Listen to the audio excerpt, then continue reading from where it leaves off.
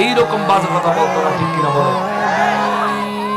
রব সম্পর্কে এমন কথা কেমনে বলে? তাদের সাহস কোথায় গেছে? নবী সম্পর্কে বাজে কথা বলতে বলতে বলতে বলতে খুদ রব সম্পর্কে বলতেছে।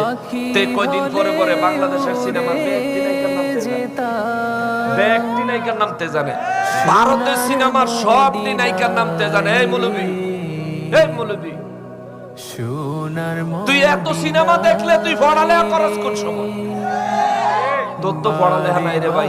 তুই সিনেমা দেখে দেখে ওয়াজ করতে আইলে বসে নিরালাই রে পাখি হলে উড়ে